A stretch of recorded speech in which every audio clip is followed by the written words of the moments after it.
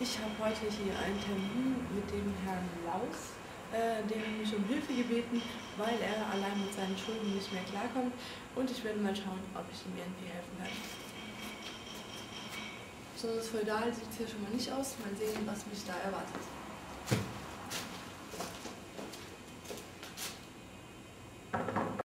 So. Guten Tag, Herr Laus. Hallo Frau Zwegert, nennen Sie mich ruhig Nico. Ja gut, Herr Laus oder lieber Nico. Erzählen Sie mal, wie hoch sind denn Ihre Schulden genau und wie sind sie denn entstanden? Ja, Frau Zwegert, es tut mir leid, aber wie hoch meine Schulden sind, kann ich Ihnen beim besten Willen nicht sagen. Ich habe da völlig den Überblick verloren. Ich lebe zwar nicht gerade auf großem Fuß, aber ich bin ein selbstständiger Geschäftsmann und tja, was soll ich sagen? Das Geschäft bringt einfach nicht genug Geld in die Kasse. In den Sommermonaten läuft das Geschäft sogar so schlecht, dass ich nebenbei noch als Bademeister jobben muss, um mich über Wasser halten zu können. Ihre Unterlagen habe ich ja bereits erhalten. Ich habe mich da auch schon mal ein bisschen eingearbeitet. Was mir vor allem aufgefallen ist, Herr Laus, hier tauchen immer wieder Rechnungen und vor allem Mahnungen von einem Internetversandhandel über Unmengen von Rentierfutter auf. Was können Sie mir denn dazu sagen? Ja, ich weiß, da hat sich mittlerweile ganz schön was eingesammelt. Aber wissen Sie, ich kann das im Moment leider wirklich nicht bezahlen. Und die Rentiere, die brauche ich unbedingt. Ohne Rentiere kann ich mein Geschäft ja gleich zumachen. Es ist nur leider so, dass die Tiere eben auch im Sommer noch was essen wollen. Dazu kommt noch die Miete für den Stall, die Lagerkosten für die ganzen Geschenke und Spielsachen. Und natürlich muss ich auch den Schlitten im Sommer irgendwo unterstellen. Ich habe jede Menge laufende Kosten, auch in den Sommermonaten. Sagen Sie mal, Herr Laus, Sie wollen mir doch jetzt hoffentlich hier nicht erzählen, dass diese Rentiere für Ihr Geschäft unbedingt notwendig sind. Wie oft so im Monat brauchen Sie denn die Rentiere für Ihr Geschäft?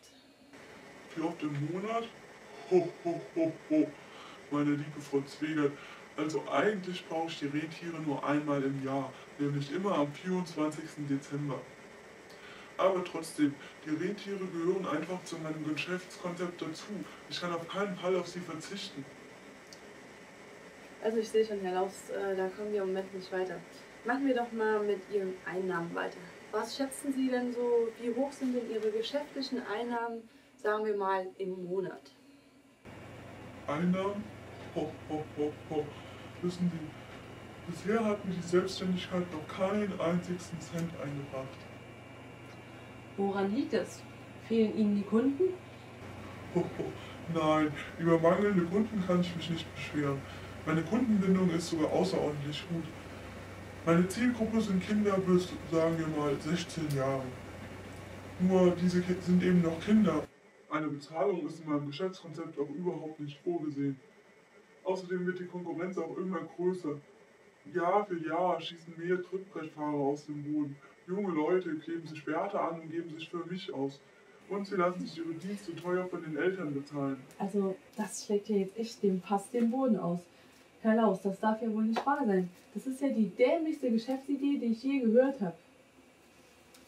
Ich weiß gar nicht, was ich dazu noch sagen soll.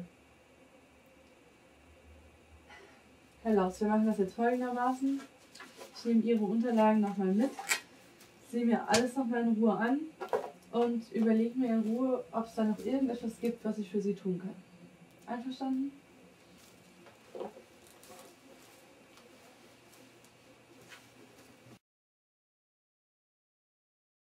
Herr Laus, wie versprochen habe ich mir ein paar Gedanken gemacht, aber ich kann schon mal sagen, allzu viel kann ich Ihnen da leider nicht helfen. Sie müssen erst Ihr Geschäftskonzept völlig umstellen. Also mein stylisches Flipchart, was ich sonst immer mit mir rumtrage, ist mir leider abhanden gekommen, deswegen heute diese improvisierte Lösung. Ich habe schon mal angeschrieben, Zielgruppe. Zielgruppe bedeutet, Sie müssen Ihre Zielgruppe ändern. Sie können ja gerne weiterhin die Kinder beliefern und beschenken, allerdings Vertragspartner müssen die Eltern sein. Denn nur diese sind geschäftsfähig und damit kommen wir zu dem wichtigsten Punkt, Rechnungen. Sie müssen für Ihre Dienste Rechnungen schreiben, Sie müssen Geld dafür verlangen und zwar von den Erwachsenen, von den Eltern. Dann habe ich hier mal noch aufgeschrieben Lizenz. Lizenz bedeutet, um gegen diese ganzen Trittbrettfahrer, die Sie ja erwähnt haben, vorgehen zu können, müssen Sie was Rechtliches in der Hand haben. Dazu müssen Sie sich Ihre Arbeit lizenzieren lassen. Das ist ganz wichtig.